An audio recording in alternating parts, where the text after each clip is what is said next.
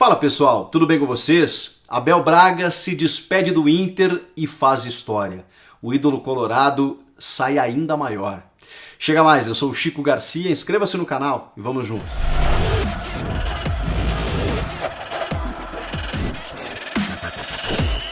Abel Braga, você é gigante, cara. Impressionante o que o Abel conseguiu fazer, conseguiu escrever dentro desse Campeonato Brasileiro. Que história magnífica. O Abel, que já tem uma história riquíssima com o Internacional, encerra a sua 7ª passagem de uma forma doída, mas muito bonita. E há beleza na dor, claro que sim, mas a gente demora um pouco para percebê-la. E foi o que aconteceu, ou o que está acontecendo, ou vai acontecer. O Abel Braga escreveu um capítulo, mais um capítulo dessa história dele com o Inter de uma forma tão incrível, cara. Tão surpreendente, quando ninguém imaginava.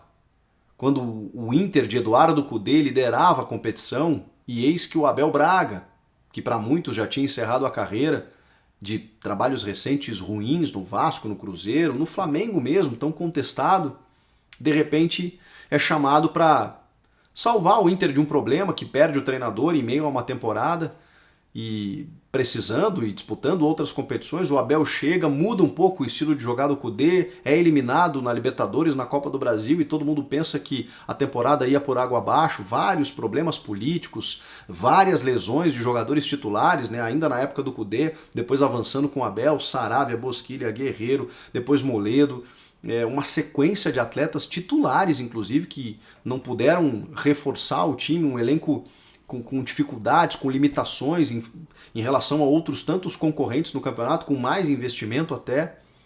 Aí o Abel chega, contrai o coronavírus, a Covid-19, como boa parte dos profissionais envolvidos com futebol, se ausenta de alguns jogos e o time vai caindo na tabela de classificação. Cara, uma sequência de fatos negativos que fazem com que o Inter tivesse abandonado a temporada. O D'Alessandro pede para ir embora, encerra o contrato dele dia 31 de dezembro, ele simplesmente vai seguir sua vida. Um cara que era um símbolo, né, desse Inter tão vitorioso. Eis que o Abel emenda 9 vitórias seguidas. Bate um recorde do Flamengo de Jorge Jesus nesse formato de Campeonato Brasileiro. Chega a 340 partidas, o técnico que mais dirigiu o Inter na sua história. Ou seja, continua fazendo história e disputa o título até o último respiro, até o último silvo do apito. Cara, isso é muito grande. Eu sei que o torcedor colorado deve estar frustrado, decepcionado, que isso é muito pouco, porque chegou muito perto, o Inter nunca esteve tão perto. São 6 vice-campeonatos nesse período, desde que o Inter foi tricampeão em 79, são 3 só com o Abel. 2006, quando ele foi campeão do mundo, 88, quando ele perdeu para o Bahia, depois de ter vencido o Grenal do século, e agora. Chegando muito, mas muito perto. O Inter faz um gol, irregular é verdade, mas aos 49 minutos. E ali o Inter estava sendo campeão brasileiro, mas o detalhe, e é detalhe mesmo, né? Se o Edenilson estivesse um pouquinho para trás ali, o Inter teria sido campeão. Coisas do futebol. Coisas do futebol. E cruel também, né? Cruel, doloroso, porque você vê como esses jogadores se desgastaram, como eles se entregaram, como faltou perna em vários momentos. O aspecto físico ele vem tomando conta de uma temporada completamente atípica, e mesmo assim o Inter foi valente demais, cara. Demais. Foi por detalhe que o Inter não foi campeão. Fica na cabeça, na memória do torcedor também aquela derrota para o Sport, uma desatenção inexplicável naquela bola chutada pelo Patrick, que vai, atravessa, o Lomba acha que sai, para na jogada, a defesa também. E o Sport acaba fazendo o gol da vitória ali.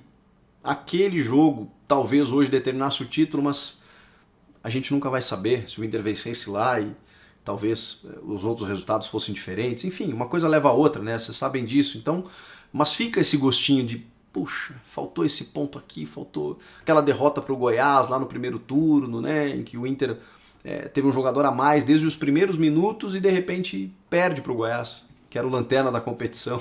Essas coisas que vão passando na cabeça do torcedor. Mas o que eu quero dizer é que o Abel conseguiu resgatar a esperança de um time que há muito pouco tempo vem de uma segunda divisão, machucado, resgatando, batendo na trave, né? Na Copa do Brasil foi assim, e agora no Campeonato Brasileiro, que esteve muito próximo do Inter. E por tudo que o Abel conseguiu, né?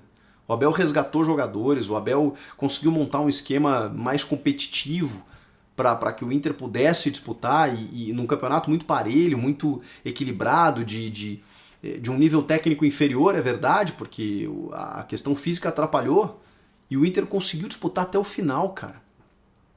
Isso é muito valoroso. E o Abel, né? E o Abel é essa figura. O Abel conseguiu isso, justamente o Abel, o campeão mundial, o campeão da Libertadores, campeão de vários títulos pelo Inter, o cara que está na história do Inter, sempre esteve. Além de ser uma figura humana que a gente torce para dar certo, né? Porque o Abel trata todo mundo com respeito, cara. O Abel é impressionante, ele contagia o ambiente. Por isso que ele tem essa fama de paizão, ele tem essa fama de um cara mais motivador do que tático, e as pessoas que, para criticar o trabalho do Abel, usam esse argumento, como se ele não soubesse de futebol. Ele sabe, e foi atrapalhado por alguns contextos, e não conseguiu fazer grandes trabalhos recentemente. No Vasco quem conseguiu, nesse Cruzeiro quem conseguiu, e no Flamengo foi muito criticado, mas não tinha os 4 jogadores que chegaram depois, né? O Pablo Mari, o Felipe Luiz, o Rafinha e o Gerson. Só isso. O Jorge Jesus teve. Não sei se ele seria campeão de tudo com esses 4 jogadores, e a gente nunca vai saber. Mas o fato é que quando ele pede para sair do Flamengo, ele ainda foi campeão carioca, o Flamengo ainda estava classificado na Libertadores, estava tudo certo. Mas pelas críticas, né, o time estava jogando abaixo do que se esperava. Como agora também, sob o comando do Rogério, como era do Domenech, enfim. O fato é que a relação do Abel com o Inter, ela é muito bonita, sempre será, e se tornou maior ainda, porque ele sai do Beira-Rio com essa placa de ser o treinador que mais comandou o time, de ter conquistado mais um vice-campeonato, se é que a gente pode falar assim, mas, poxa vida, essa trajetória ela vai ser lembrada. Ela vai ser dolorosa, mas ela vai ser lembrada pela forma como o Abel mesmo conseguiu resgatar um time que já estava entregue, que já estava desmanchado por tudo que aconteceu, e ainda disputa o título até o final. E perde no detalhe. Valeu, Abel. Valeu. Foi mais um momento marcante, assim, poder acompanhar o Inter, poder acompanhar suas entrevistas, a forma como você olha para o futebol, comanda o futebol.